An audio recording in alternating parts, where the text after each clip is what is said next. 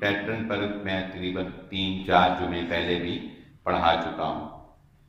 بعض جمعے ہوتے ہیں جن میں ہم اصلاح معاشرہ کے ٹاپک پر گفتگو کرتے ہیں، بعض ہوتے ہیں جن میں ہم مسائل پر گفتگو کرتے ہیں، بعض ہوتے ہیں جن میں ہم ہمارے جو حالات حاضرہ ہیں ان پر گفتگو کرتے ہیں۔ اسی طرح آج ہم وہ نصیحت آموز واقعات چند سنیں گے جو کہنے کو ایک حکایت ہوتی ہے، کسی بزرگ کو پیش آنے والا کوئی واقعہ ہوتا ہے، لیکن اس کے اندر بہت نصیحت ہوتی ہے۔ اور قرآن نے بھی اس اسلوب کو اختیار کیا ہے، جیسا کہ قرآن مجید میں حضرت لقمان نے جو نصیحتیں اپنے بیٹے کو کیں وہ اقوال زریں کے طور پر قرآن نے ان کو اپنا حصہ بنا لیا ہے۔ تو یہ واقعات، نصیحت آموز واقعات جو ہیں انسان کے دلوں کے اوپر اثر انداز ہوتے ہیں اور انسان اس سے سبق حاصل کرتا ہے۔ رسول اللہ صلی اللہ علیہ وآلہ وسلم نے بہت سے واقعات جو قوم بنی اسرائیل کے اندر پیش آئی، قوم بنی اسرائیل کے راہب، ان کے بزرگ، ان کے نیک لوگوں سے جو واقعات پیش آئے، ان کے روزمرہ کے امور میں جو واقعات پیش آئے، وہ خود محمد الرسول اللہ صلی اللہ علیہ وآلہ وسلم نے بیان فرمائے۔ میں ایک بزرگ عالم دین کا کہ نے یہ ایک حکایت بیان کی اور بڑی دل کو لگنے والی بات تھی، انہوں نے پنجابی میں بیان کی، چلیں میں بھی پنجابی میں آپ کو سنا دیتا ہوں۔ کہتے ہیں کہ ایک چور نے چوری کی تھی کسی پنڈ وچوں چوری کر کے، تے جدوں نکلن لگا تے گھر والیاں نے بھی پتہ لگ گیا۔ تو 2 بندے اس گھر دے جدے جو انہیں چوری کی تھی وہ بھی وہ دے پیچھے لگ گئے، تے وہ چور بھجدا جا رہا ہے تے وہ پیچھے آ رہے نے، تے انہیں جو سامان چوری کیتا ہے وہ گٹری انہیں اپنے مونڈے دے اوتے رکھی ہے، جا رہا ہے تے اگے مسجد آ جاندی ہے، تے وہ مسجد دی دیوار، چور جڑا مسجد دی دیوار ٹپدا ہے، اندر جاندا ہے، تے ایک گٹری جڑی ہے وہ ایک نیرے چ ایک پاسے سٹ کے تے اندر حال وچ جا کے تے ایسے ایویں ہاتھ بن کے تے کھڑا ہو جاتا ہے۔ تے وہ جڑا ਉਹਦਾ پیچھا کرن دے نے 2 بندے بھرا وہ بھی ظاہر دیکھتے ہیں کہ چور اتوں ٹپ کے دیوار اندر گیا، تے وہ 2 ہی مسجد دے اندر چلے جاندے نے۔ ایک بھرا اس کو کہندا ہے کہ لگدا ہے کہ یہ جڑا بندہ نماز پڑھن دیا ہی نہ کتے چور ہوئے، تے دوجا بھرا نوں کہندا وہ نہیں پاگلا، چور بھلا اتنا نماز پڑھ سکتا ہے، یہ تے کوئی اللہ دا ولی ہے جڑا نماز پڑھن دیا ہے، تے اسی ایویں گستاخی کر بیٹھاں گے یہ تے شک کر کے یا اینوں پھڑ کے، تے چور ہو سکتا ہے وہ دوجی دیوار تو ٹپ کے اگے چلا گیا ہوئے، تے چلو ادھر جا کے دیکھ رہے ہیں، تے جو دونوں جو پیچھا کرنے والے تھی وہ ادھر چلے جاندے نے، تے جدوں وہ چلے جاندے نے تے وہ چور جڑا وہ سجدے دے ڈگ جاتا ہے، تے وہ سجدے دے ڈگ کے جو الفاظ اس نے ادا کیے، ہم اگر اپنی زندگی کا مشاہدہ کریں تو عین ہمارے اوپر فٹ آتے ہیں۔ تو چور کہنے لگا کہ یا اللہ تیرے تے قربان جاواں، تیرے سامنے جھوٹا بھی کھلوئیے تو تا بھی بچا لینا ہے، تیرے سامنے جھوٹا بھی کھلوئیے تو تا بھی بچا لینا ہے۔ ہم اگر اپنی زندگیوں کا مشاہدہ کریں، ہماری نمازیں کیا ہیں؟ ہم تو انسانیت کے نام پر ایک دھبا ہیں، داغ ہیں، انسان نہیں ہیں، درندے ہیں، درندہ صفت لوگ بن چکے ہیں۔ ہماری نمازیں دکھاوے کی، ہمارے روزے دکھاوے کے، ہم روزے میں جھوٹ، روزے میں فراڈ، روزے میں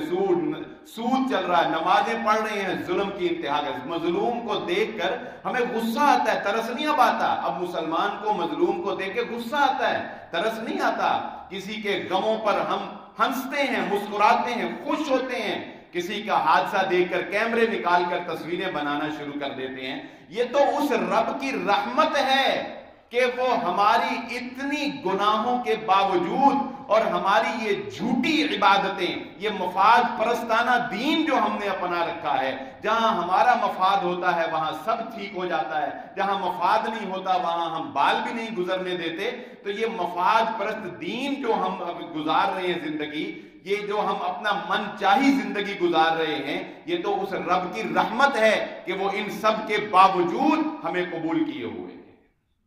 ان سب کے باوجود وہ ہمیں کھلاتا ہے، ان سب کے باوجود وہ ہمیں پلاتا ہے، وہ ہمیں خوشیاں دیتا ہے، وہ ہم سے اپنی نعمتیں نہیں چھینتا، یہ اس کے انعام اور اس کی رحمت ہے۔ لیکن انسان کو ڈرنا چاہیے اس وقت سے کہ جب یہ آنکھیں بند ہو جائیں گی، پھر جب اس کے سامنے کھڑے ہوگے، پھر وہ تم سے جب حساب لے گا، پھر اس دن اس کی رحمت تو ہوگی لیکن تمہیں ایک ایک کیے ہوئے ظلم کا جواب بھی دینا پڑ سکتا ہے۔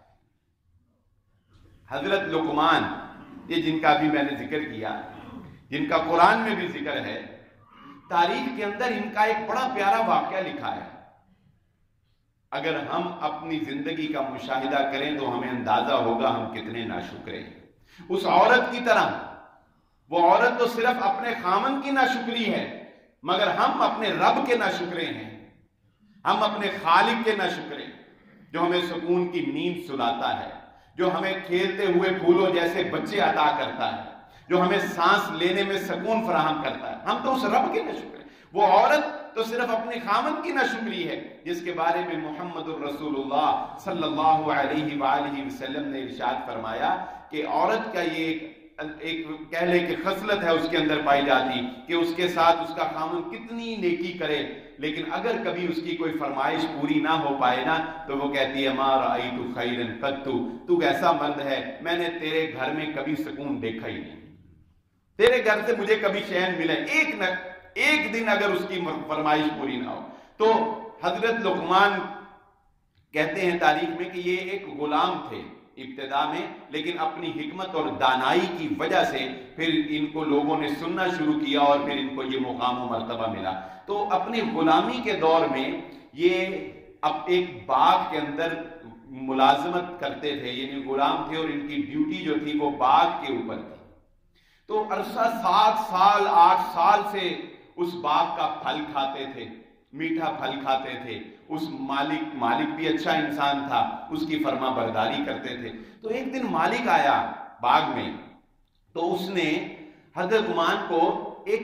ککڑی لکھا تھا تاریخ کے اندر، وہ ککڑی ہمارے ہاں شاید کچھ اور ہو، لیکن وہ ککڑی جو انہوں نے اس میں منگوائی وہ انتہائی کڑوا، انتہائی ایک کڑوا پھل کہہ لیں تھا یا کوئی جڑی بوٹی تھی۔ تو مالک نے حضرت لقمان کو کہا کہ جاؤ وہ ککڑی میرے لیے لے کے آؤ۔ تو وہ لے کے آئے اور اس کو چھوٹے چھوٹے پیسز کیے۔ تو مالک کو پتا تھا کہ یہ کڑوی ہے، تو اس نے ان کے سامنے بھی رکھی اور اپنے سامنے بھی رکھی، اور حضرت لقمان کو کہا کہ تم یہ ککڑی کھاؤ، میں بھی کھاؤں گا تم بھی کھاؤ۔ اس کا خیال تھا کہ ان کو پتا نہیں ہے کڑوی ہے، کھائیں گے تو بس اس کے من میں آئی۔ تو حضرت لقمان نے وہ ککڑی کھائی اور کھاتے چلے گئے۔ انتہائی کڑوی چیز، لیکن چہرے پہ کوئی ناخوشگواری کے آثار ہی نہیں ہے، کوئی وہ اس کے ترش پن اور اس کی کڑواہٹ کا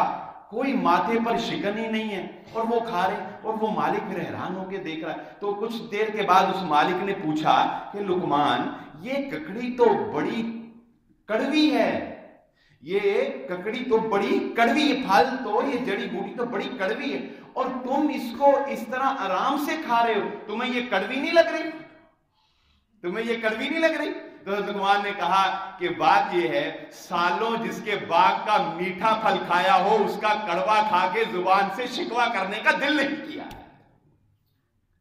سالوں تو تیرے باغ کا میٹھا پھل بھی تو کھاتا رہا ہوں، آج اگر ایک ترش چیز کھا دی، اگر آج ایک کڑوی جڑی بوٹی تو نے کھلا دی، تو میری حیا یہ کہتی ہے کہ میں زبان سے شکوہ نہ کروں، مجھے جرت نہیں ہوئی شکوہ کرنے کی، مجھے جرت نہیں ہوئی شکایت کرنے کی۔ ہم اپنے گریبانوں میں جھانک کر دیکھیں، ذرا سی لیول ڈاؤن ہونے لگتا ہے نا، کاروبار کی ذرا سی سیل کم ہوتی ہے، اللہ کی قسم ماتھے پر شکن آ جاتے ہیں، مزاج بدل جاتا ہے، عبادتیں بدل جاتی ہیں، ہمارے رویے بدل جاتے ہیں، ہم رب سے شکوے کرنا شروع کر دیتے ہیں۔ وہ رب العالمین جس نے ہمارے نقصان میں بھی ہمارا فائدہ رکھا ہے، جس نے ہماری کمزوریوں، کمیوں، کوتاہیوں کے باوجود ہمیں ثواب سے نوازا ہے، وہ رب العالمین ہے، وہ رحمان ذات ہے، جس کے بارے میں محمد الرسول اللہ صلی اللہ علیہ وآلہ وسلم فرماتے ہیں اے اللہ میں تیرا غلام، اے اللہ میرا باپ بھی تیرا غلام، میری ماں بھی تیری غلام،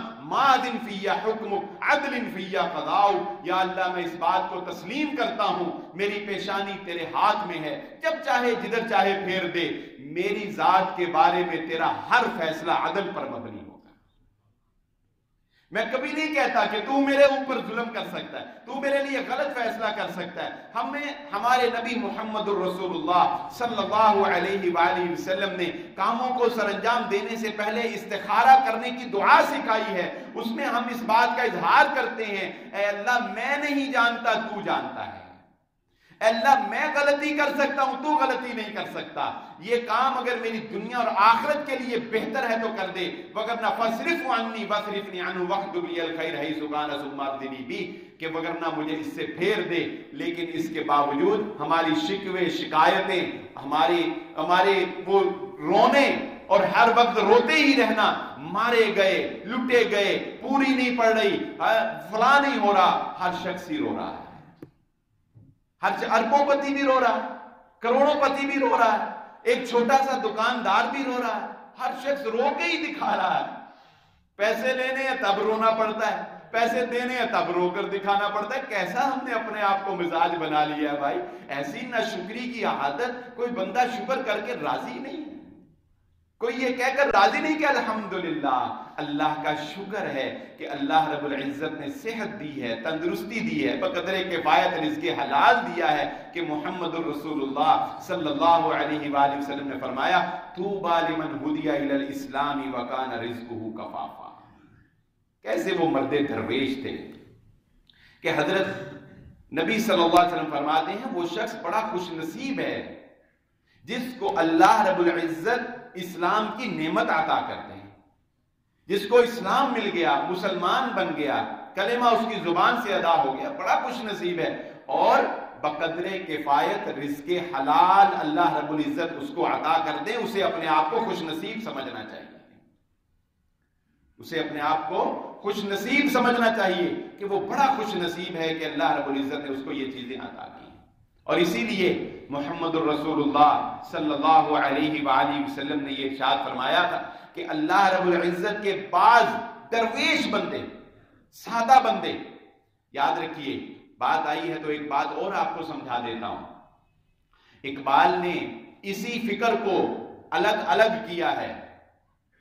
एक है दरवेशी, सादगी, एक है सूफीपन। इस्लाम ये जो हमारे यहां सूफियाना अंदाज इख्तियार कर लिया गया है, इस्लाम इसकी इजाजत नहीं देता है। दरवेशी और सादगी और है। इकबाल ने यही तो बयान किया कि सूफी नहीं बनना, दरवेश बनना है। सूफी क्या है? मैं खटकता हूं दिले यज़दा में कांटे की तरह, तो फकत अल्लाहु अल्लाहु अल्लाहु, कि जो कुछ मर्जी होता रहे, मैंने बस अपनी खानका बना ली है, मस्त रखो जिक्र फिक्र सुबह गाही में इसे, पुख्ता तर कर दो मिजाजे खानकाही में इसे। वो खानका बना ली है, उस खानका में अल्लाह हो रहा है। बाहर चाहे जो मर्जी जुल्म हो, ज्यादतियां हो, इस्लाम के नाम के ऊपर जो मर्जी धब्बे लगाए जाएं, मुझे क्या परवाह है, मेरा अल्लाह से ताल्लुक है, अल्लाह मैं कर रहा हूं। इकबाल ने कहा नहीं, ये नहीं इस्लाम कहता। इस्लाम कहता है किया गया है गुलामी में मुब्तला तुझको, कि तुझसे हो ना सकी फकर की निगहबानी, मिसले माह चमकता था जिसका दागे सुजूद, खरीद ली है फरंगी ने वो मुसलमानी। इकबाल कहता है फकर, दरवेशी और सादगी, वो जो सहाबा इकराम के अंदर थी, वो जो उनकी जिंदगियों के अंदर थी, वो जो दरवेशी और सादगी उन्होंने अपना रखी थी, वो जो हजरत अनस रज़ियल्लाहु तआला अन्हु की बहन से एक औरत का दांत टूट गया, उसने थप्पड़ मारा, दांत टूट गया। ऐसे भी अल्लाह के बंदे हैं, दांत टूट गया। कबीले वाले आए मुहम्मदुर रसूलुल्लाह सल्लल्लाहु अलैहि वसल्लम के पास आकर कहने लगे हम तो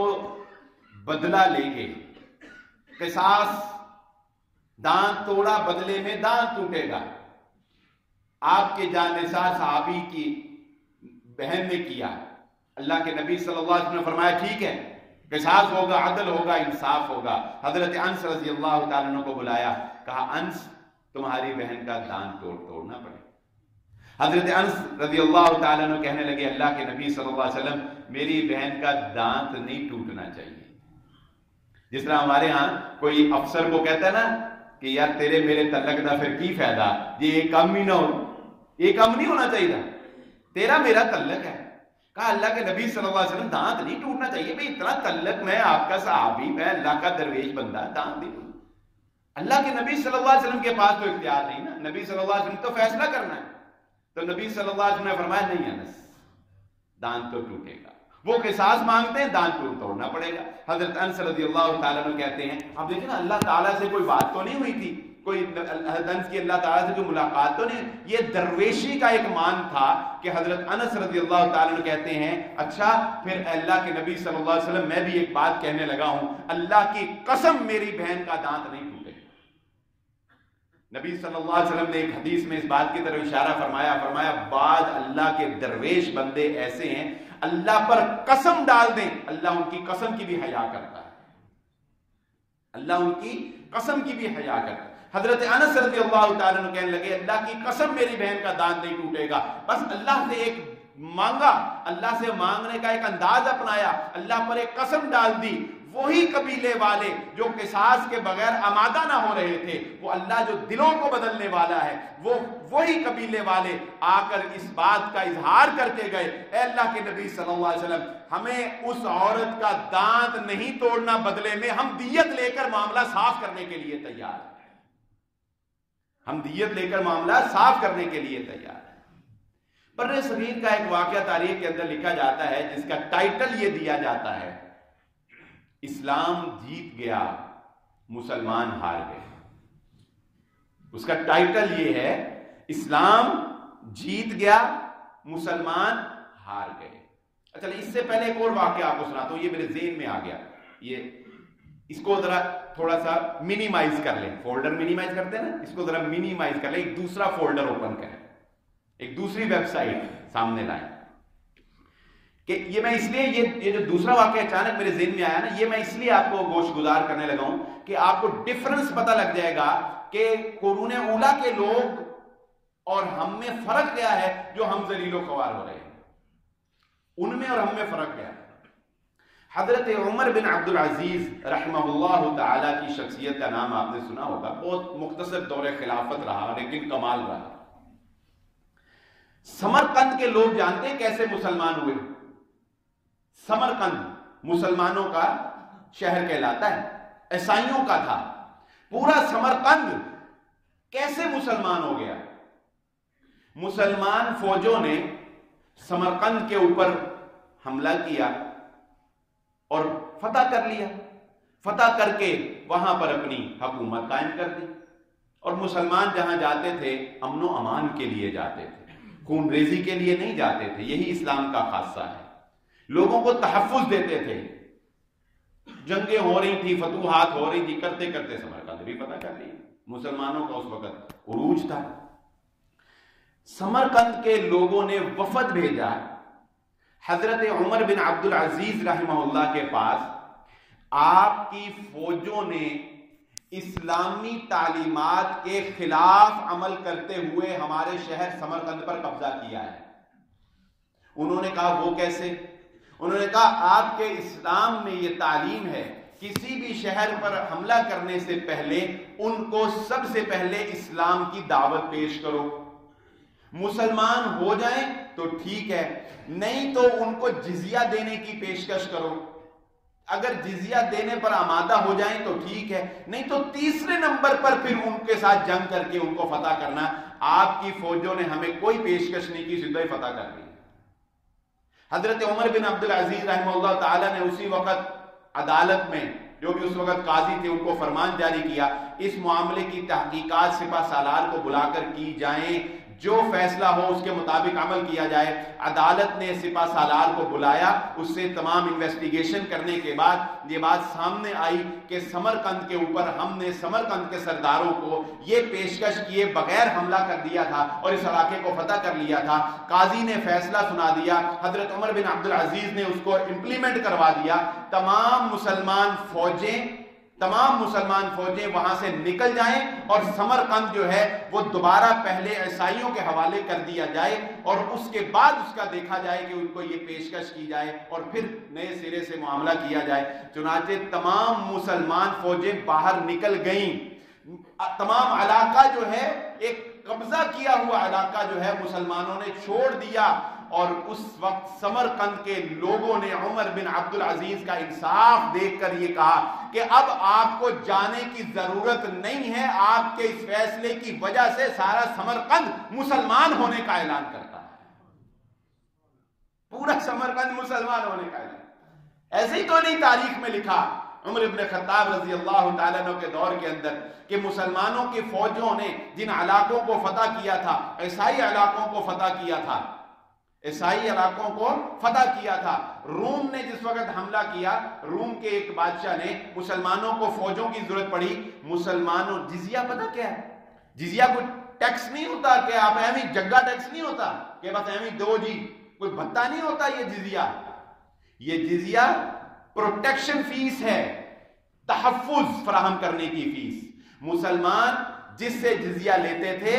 اس کے علاقے پر اپنی فوجیں بارڈر پر کھڑی کرتے تھے کہ کوئی تمہیں نقصان نہیں پہنچا سکتا، کوئی باہر سے تم پر حملہ نہیں کر سکتا، چوری چکاری ڈکیتی، تمہیں ہر قسم کا امن و امان فراہم کرنا، تمہارے اندر نظام عدل قائم کرنا، تمہیں عبادت میں آزادی فراہم کرنا، یہ مسلمان ذمے لیتے ہیں۔ اس تمام ذمہ داری کے بدلے تم سے وہ جزیہ لیتے ہیں۔ یہ تھا جزیہ جو مسلمان۔ اچھا، اب رومیوں کے ہاں فوجوں کی ضرورت پڑی، مسلمانوں کے سپہ سالار نے کہا یہ جزیہ واپس کر دو، جزیہ واپس کر دو اور فوجیں لے کر آ جاؤ۔ تو عیسائی رو رو کر کہتے تھے کہ ہم آزاد نہیں ہونا چاہتے، ہم سے جزیہ لو اور ہمیں اپنے قبضے میں رکھو، ہمارے علاقے کو اپنے قبضے میں رکھو۔ آئیے اب بر صغیر کا حال دیکھ لیتے ہیں، اپنا حال دیکھ لیتے ہیں۔ حضرت عبداللہ بن مسعود رضی اللہ تعالیٰ کو وہ اثر جو میں کئی دفعہ آپ کے سامنے نقل کر چکا ہوں۔ اسلام جیت گیا، مسلمان ہار گئے۔ مسلمانوں نے ایک بر صغیر کا یہ واقعہ لکھا جاتا ہے کہ مسلمانوں نے ایک جگہ کے اوپر جو کہ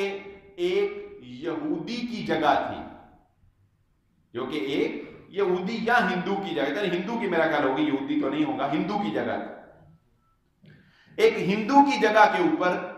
مسلمانوں نے قبضہ کر لیا۔ مسلمانوں نے قبضہ کر لیا۔ شارٹلی یہ سناتا ہوں کہ باہمی گفت و شنید کے بعد اس علاقے میں مسلمانوں کا راج تھا، مسلمانوں نے اپنے حق میں گواہیاں یہ وہ سارا کچھ پیش کر کے عدالت کے اندر مقدمہ پیش ہو گیا۔ فیصلہ کافی حد تک جو ہے وہ یہ گمان تھا کہ مسلمانوں کے حق میں ہو جائے گا۔ اس وقت ایک ہندو نے کہا کہ اگر فلاں عالم دین اس کو بلا لیں، وہ اس سارے واقعے کا گواہ ہے کہ یہ زمین کس کی ہے اور کس کس طرح یہ زمین میری بنتی ہے، اور اس کی گواہی کے اوپر آپ فیصلہ کر دیں تو مجھے منظور ہے۔ عدالت نے جو بھی اس وقت طریقہ کار تھا اس کے تحت اس عالم دین کو بلایا، جو اس وقت ایک نامی آدمی تھے، نام بھی ان کا تھا لکھا، میرے ذہن سے نکل گیا۔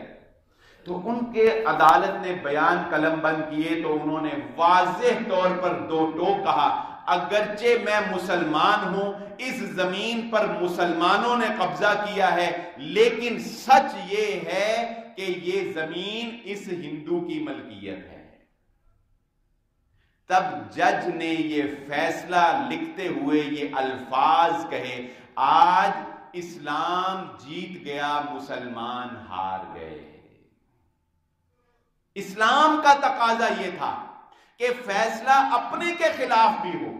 فیصلہ اپنے سگے بیٹے، اپنے سگے باپ، اپنے سگے بھائی کے خلاف بھی کیوں نہ ہو، وہ فیصلہ عدل اور انصاف کے اوپر ہونا چاہیے۔ ہم اسلام کو نہیں جیتنے دیتے، مسلمانوں کو جیت کے پیچھے پڑے ہوئے۔ مسلمان یہ ہمارا حال ہو چکا ہے کہ ہم لوگ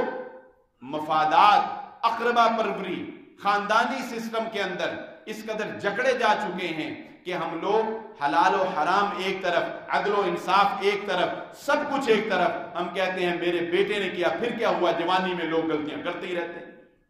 جوانی میں بچے، مائیں کہتے ہیں جوانی میں لڑکیاں غلطی کرتے ہی رہتے ہیں۔ ایسی بے حیائی، وہ بزرگ کہتے ہیں انسان بے عمل ہونا تو کام چل جاتا ہے، بے حیا ہو جائے تو کام نہیں چلتا ہے۔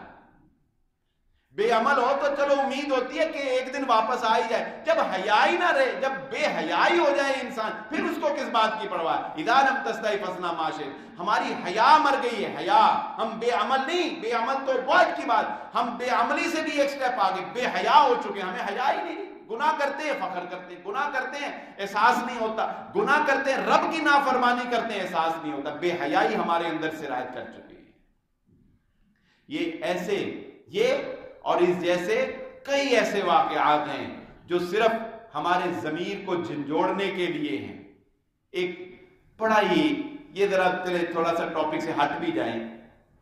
ایک بڑا ہی حکمت پر مبنی واقعہ آپ کو سناتا ہوں جنگوں کے حوالے سے، جنگوں کا ذکر کرتے ہوئے۔ حضرت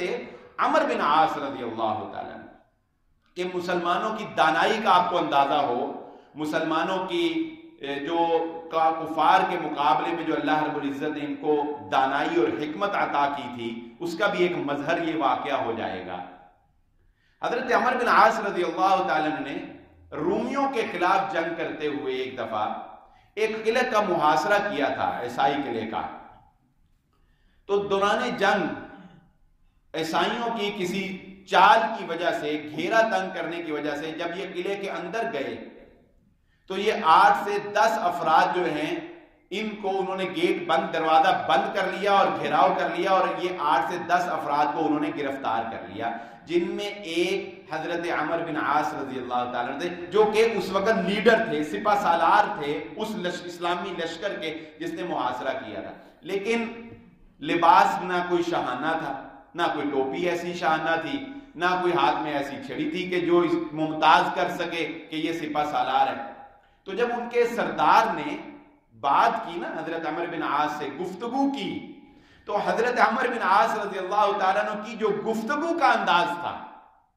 اس گفتگو کے انداز سے اور الفاظ سے، عربی الفاظ سے، اس سردار نے یہ جج کر لیا کہ یہ شخص ان کا کوئی عام سپاہی نہیں ہے، کوئی سردار قسم کا بندہ ہے۔ تو اس نے اپنے رومن جو لینگویج تھی ان کی اپنی، اس نے کہا ان کو کہاں آتی ہوگی، آتی بھی نہیں تھی، ایک غلام کو آتی تھی، تو اس نے اپنے رومن زبان میں اپنے سپہ سالار کو کہا کہ یہ جو بندہ ہے یہ مجھے ان کا سپاہی نہیں لگتا، یہ مجھے ان کا سپہ سالار یا کوئی بڑا عہدیدار لگتا ہے، اگر ہم اس کو قتل کر دیں تو ہم فتح یاب ہو سکتے ہیں، یا کم از کم ہمارا روب جو ہے وہ مسلمانوں پر بیٹھ جائے گا۔ جب اس نے یہ الفاظ کی تو ایک غلام تھا جو ان کی لینگویج سمجھتا تھا، جب اس نے یہ بات سنی تو اس نے اسی وقت ایک زوردار تھپڑ حضرت عمر بن عاص رضی اللہ تعالیٰ عنہ کے مارا، ایک زوردار تھپڑ مار کر کہا تم کون ہوتے ہو اتنی بڑی بات کرنے والے، ایک سپاہی کی حیثیت سے یہ باتیں ہمارے سرداروں کی کرنے والی ہے، وہ کریں گے، تمہیں کوئی حیثیت ہے کہ یہ تم باتیں کرو؟ ان کی اس حکمت اور دانائی کی وجہ سے اس سردار نے ان کو قتل کرنے کا فیصلہ طرح کر دیا، اور ان کو کہا کہ اپنے سپہ سالار سے جا کر ہماری بات کرواؤ اور وہ ہم سے صلح کرے۔ تو وہ ان کو جب آزاد کیا تو بعد میں وہ دیکھ کے حیران ہوا کہ یہ تو وہی شخص ہے جس کے بارے میں میرا گمان بالکل درست ہے۔ ہرقل کا ایک واقعہ آپ کو سناتا ہوں۔ اچھا، یہ واقعہ جو ہے نا، یہ تو اب ہم اپنی زندگیوں کو اور اپنے سرداروں اور اپنے یہ جتنے ہمارے خصوصاً جو سیاسی وابستگی رکھنے والے لوگ ہیں نا، وہ یہ واقعہ بڑے غور سے سنیں۔ سیاسی وابستگی، یہ سیاست اسے کہتے ہیں، یہ جو اب میں واقعہ سنا لگا ہوں سیاست اسے کہتے ہیں، لیکن افسوس ہے ایسی سیاست پر۔ ہرقل بڑا دور اندیش آدمی تھا، بادشاہ تھا، بادشاہ ہی ہوتا ہے، بادشاہ تھا۔ اس نے، جانتے ہیں، اس نے بیت المقدس میں بیٹھے ہوئے رات جب گزاری تو آسمانوں کو دیکھ کر اس نے کہہ دیا تھا کہ وہ آخری نبی جن کا ظہور ہونا ہے، پتہ کرو وہ دنیا میں آ چکے ہیں۔ محمد رسول اللہ صلی اللہ علیہ وسلم کی آمد پر اللہ رب العزت نے کائنات کے نظام کو بدل دیا۔ جن بھی تو تبھی نکلے تھے نا، جنات بھی تو تبھی نکلے تھے کہ آسمانوں کے قانون بدل گئے۔ اس نے بھی وہاں بیت المقدس میں بیٹھے اندازہ لگایا تھا کہ نہیں، آسمان پہ تبدیلی ہے، یہ کوئی واقعہ ہوا، اور اس نے اپنی فوجوں کو کہا کہ پتہ کرو یہ آخری نبی کس قوم میں آئے۔ خیر، قصہ مختصر، بالآخر پھر ایک دن اس کے پاس اسلام کا پیغام پہنچا۔ اس کو بتایا گیا کہ مسلمانوں کے آخری نبی محمد الرسول اللہ صلی اللہ علیہ وسلم نے مدینہ میں اپنی ریاست کا اعلان کر دیا ہے، ریاست قائم ہو چکی ہے، اسلام پھیل رہا ہے۔ ہرقل نے جب یہ ساری باتیں سنی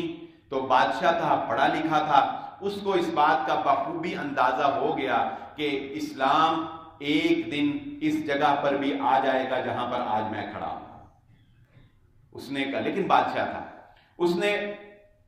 اپنا دربار ہوتے ہیں بڑے بڑے، تو ایسے اوپر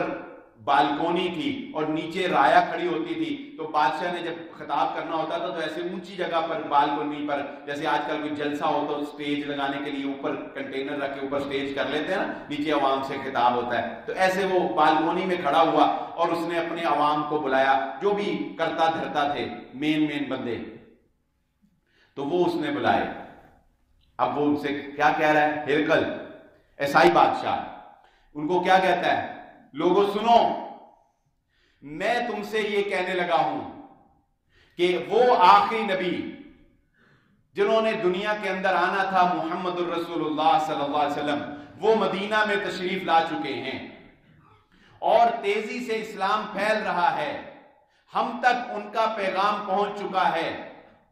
اگر ہم ان کی بات مان کر اسلام قبول کر لیتے ہیں تو ہمیں امن و امان بھی ملے گی، ہمیں ہمارے عہدوں کے اوپر بھی قائم رکھا جائے گا۔ مختصر یہ کہ اس کے آخری الفاظ یہ تھے کہ میں آپ سب کو یہ مشورہ دیتا ہوں کہ ہمیں اسلام قبول کر لینا چاہیے۔ مختصر یہ کہ اس نے آخر میں کیا کہا؟ میں آپ کو یہ مشورہ دیتا ہوں کہ ہمیں اسلام قبول کر لینا چاہیے۔ اتنے الفاظ سننے کی دیر تھی تو اندر سے بغاوت، کسی نے اس کی بات پہ ہاں نہیں کی، سارے کھڑے ہو گئے اور بغاوت کا اعلان کہ ہم تو نہیں مانتے، ہم تو تمہارے خلاف بغاوت کا اعلان کرتے ہیں۔ بغاوت ہڑتل مچ گئی، بغاوت کا اعلان ہو گیا۔ ہرقل نے اسی وقت پینترا بدلا، کہا نہیں، ٹھہر جو، یہ ہے سیاست۔ کہنے لگا نہیں، میں تو تمہارا ایمان چیک کر رہا تھا، تم کتنے کو پکے عیسائی ہو۔ بادشاہ کیوں جاتی تھی؟ اس نے کہا یہ تو الٹا ہی پڑ گیا کام ہے۔ بادشاہ کہتا نہیں کوئی نہیں، بس ٹھیک ہے، میں کب کہہ رہا ہوں تم مسلمان ہو، میں خود پکا عیسائی، تم بھی۔ میں تو صرف یہ دیکھ رہا تھا کہ کہیں تم میرے پیچھے یا کمزور تو نہیں ہو، بدل تو نہیں گئے۔ اچھا بس ٹھیک ہے، تم بھی پکے عیسائی، میں بھی پکے عیسائی، لو اس نے مسلمان نہیں ہوا، اسلام کو قبول نہیں کیا۔ یہ ہے سیاست، یعنی مفاد مانتا، اندر سے آواز آئی تھی کہ اسلام سچا دین ہے، اندر نے کہہ دیا تھا کہ اسلام قبول کر لینے میں خیر کوئی ہے، لیکن قبول کرتا تو بادشاہی جاتی تھی۔ بڑے لوگوں نے عہدے کی خاطر اسلام کو چھوڑا ہے، بڑے لوگوں نے عہدوں کی خاطر اور اپنی ناموری کی خاطر حق بات کو پسے پش ڈال دیا ہے، مگر انبیاء کا وتیرہ یہی رہا ہے کہ انہوں نے حق بات کے اوپر ڈٹ جانا سیکھا ہے اور سکھایا ہے، اور صحابہ اکرام کا طریقہ کار بھی یہی رہا۔ تو آج کے ان چند ایک جو واقعات میں نے آپ کے گوش گزار کیے ہیں، یقیناً اندر سے ہم ہلے ہیں کہ یار واقعی ہم کہاں کھڑے ہیں، ہم کیا کر رہے ہیں، ہمارے حالات کیا ہیں، ہم کیسی زندگی گزار رہے ہیں۔ ہم اسلام کے اپنی من چاہی زندگی اور من پسند کی زندگی ہم اسلام کے اوپر گزار رہے ہیں۔ یہ تو اس مالک کا احسان ہے جو میں نے شروع میں بیان واقعہ کیا تھا کہ ہمارے جھوٹے موٹے یہ جو کھڑا ہونا ہے، اس کے باوجود وہ ہمیں بچا لیتا ہے۔ اللہ رب العزت سے دعا ہے اللہ جو کہا اور جو سنا سمجھنے کی اور عمل کرنے کی توفیق عطا فرمائے۔ وما علیہ الا البلاغ۔